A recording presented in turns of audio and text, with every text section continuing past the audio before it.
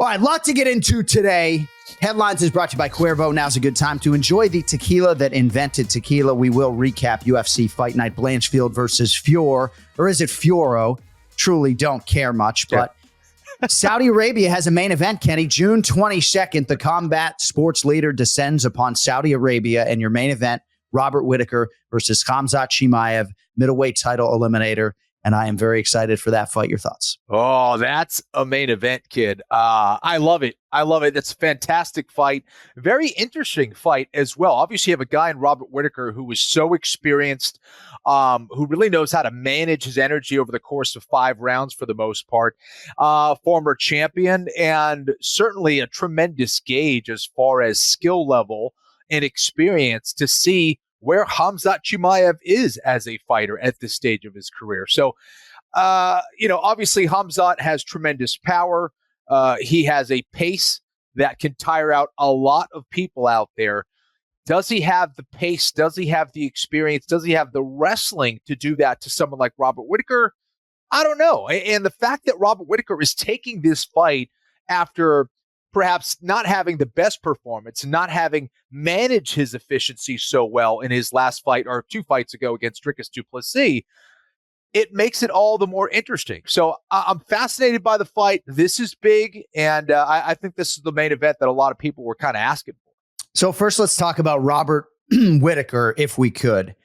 Win over Paulo Costa February 17th at UFC 298. That was after the loss at UFC 290 to Dricus du Plessis. So you see now Robert Whittaker's turning around pretty quickly in a good active competition cycle. And essentially 5 weeks after his last fight against Paulo Costa, a riveting win and performance. Yep. He has another fight on the books and a huge fight against Khamzat Chimaev. So I love this for Robert Whittaker. Certainly, if he's going to state his case for a championship opportunity, I think it's a perfect opponent for Robert to do that against. And I was going back through the body of work. It really is pretty incredible to think about you and I, relatively young at the time, on the Gold Coast of Australia in 2012. Tough Smashes finale as Robert Whittaker at 21, 22 years of age made his UFC debut. And gosh, man, just has so much respect from this fan base and this roster and still going strong here, 12, 13 years later. It's amazing, and I'm not surprised. I think the thing that we both talked about the most when we were talking about and discussing a actually young Robert Whittaker, what was he, 19, 20 years old? I don't know. I forget what it was. He was in his early 20s probably at the time. But how mature he was and how seriously he was taking the sport and how much potential he had because of it. Already had a feel for the knockout and has only developed and gotten better since then. So this is an exciting opportunity for him for sure. All right, so Khamzat Chimaev, the other side of this equation, 7-0 in the UFC. Now, 2 of those fights in 2020, Fight Island, took place in a span of 10 days, and his first 3 UFC fights happened in a span of 65 days. So Kenny, essentially 42 or whatever % of his UFC body of work happened those first 65 days, which is a long time ago.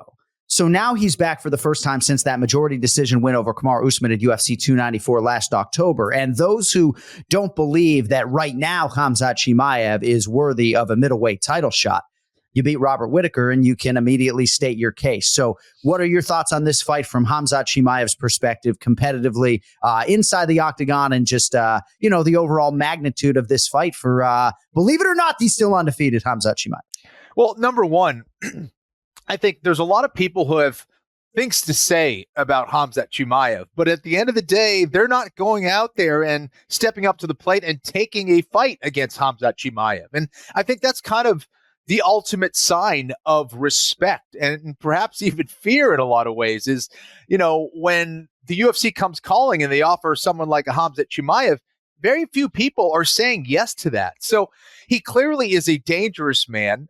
He's dangerous because of the physical attributes that he brings in to the octagon. He has that wrestling background, which is absolutely menacing. I think the one knock on him or perhaps doubt in regards to Khamzat Chimaev, it's not his heart. It's how he manages that energy over the course of 3 rounds and now 5 rounds. again, I'm really curious to see how he handles it. If we do get to those rounds 4 and 5, he's facing a guy in Robert Whittaker that if you beat him and if you do it decisively, there is no discussion after that, really. I mean, I think for Khamzat Chimaev, if he beats someone like Robert Whittaker, he should be the next in line to fight for the belt at 185 pounds. And yes, I know there's a lot of other guys there with big names who are great fighters, but I think Khamzat Chimaev has been knocking on that door for a little bit now.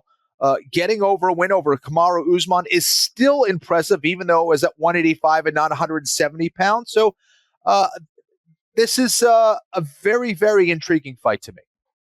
All right, that's your main event for Saudi Arabia. And can we put some respect on the name Kevin Holland for fighting Khamzat Chimaev on one day's notice? But that is an incredible, incredible main event. And it remains to be seen as to which direction they will go when it comes to Dricus du Plessis and his first middleweight championship title defense. Sean Strickland, Israel Adesanya. Looks like Ken Flo, UFC 305, Perth, Western Australia, August 18th or so.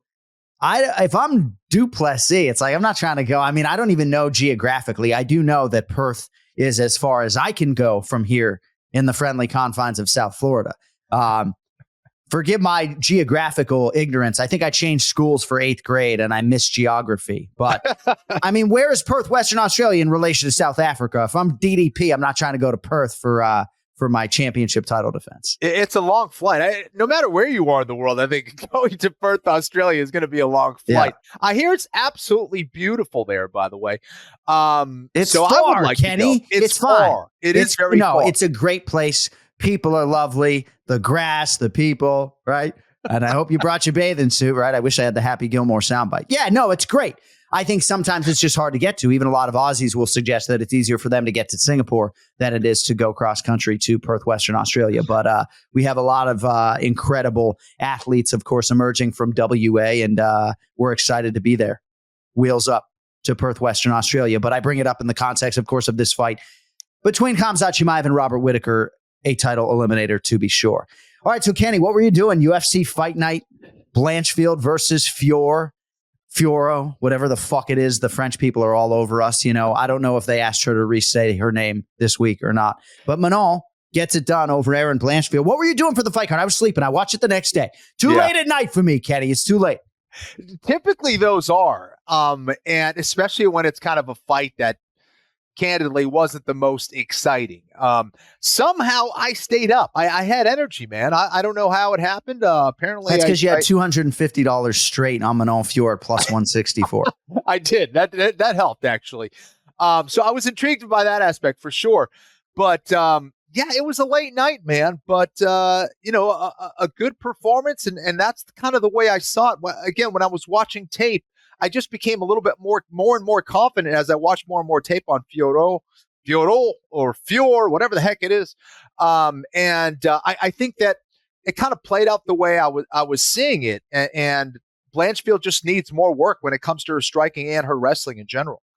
So winning is the name of the game. And however aesthetically pleasing this fight was or was not for you, right? If I'm scaling fights on a scale of 1 to 10 in terms of how much I enjoyed them, maybe Rose Namajunas, Amanda Hebos, I'm giving like a 5.5, 6. Is that fair? Right? And I'm giving this thing maybe a 4.5, 5. Does that sound obnoxious? I mean, it's about right. Winning's the name of the game, Ken Flo. Manon Fioro is 7-0 in the UFC, and she just beat the credentialed Erin Blanchfield, 24 years old or otherwise, 50 to 45 across the board. And, you know, really, I thought just maximized her offensive opportunities, didn't take a lot of damage, managed risk well. Even if you and I didn't love the fight, certainly for you, you're watching it through a lens of always having to predict these big fights and main events and giving out bets to the masses. So I'm sure for you, there was an extra layer of enjoyment watching Manon Fior as a plus 164 underdog do that. But winning's the name of the game, and all she does is win. So if you didn't have this whole trilogy situation going on with Alexa Grasso and Valentina Shevchenko, what else does this woman need to do exactly? She needs to entertain. Is that what she needs to do now? Well, I think you put it perfectly. And you know, the commentators, you know, I know Paul and Mike were kind of asking for more action from Manon. And the reality is, at the end of the day, you're going to fight within your skill set. You know, it's like me going, Paul Felder hits a takedown, and I'm not trying to knock on Paul at all. I love Paul. But let's say he's on the ground, and I'm like, man, I don't understand why Paul Felder isn't doing this inverted go-go plata here. He could finish it. It's like, that's not within his skill set. That's not within his skill set. Even if it's there, I shouldn't expect Paul to just go out there and do some submission just because it's available. Manon isn't going to be this huge knockout artist. She really hasn't shown that. Can she? I bet she can to a certain extent. But why would you go outside of your strategy just to entertain for entertainment's sake? This is a sport. She's going out there to get the win. If she goes out there and she becomes exciting for 4.5 rounds, then gets knocked out or gets submitted in round 5, well, no one was going to remember that, hey, but she's a really entertaining fighter. No, she lost. It's an L at the end of the day. So she has to do what she needs to do to get the win. She did that in a really dominant fashion, winning all 5 rounds. That's the way I had it. That's the way all the judges had it. So, hey, that's still very impressive against someone in Blanchfield who's very dangerous and was very determined to win that fight. More on the main event coming up later, but we don't want to make a good man wait. And now with us on the guest line, one of the finest MMA brains that you could possibly pick in the world,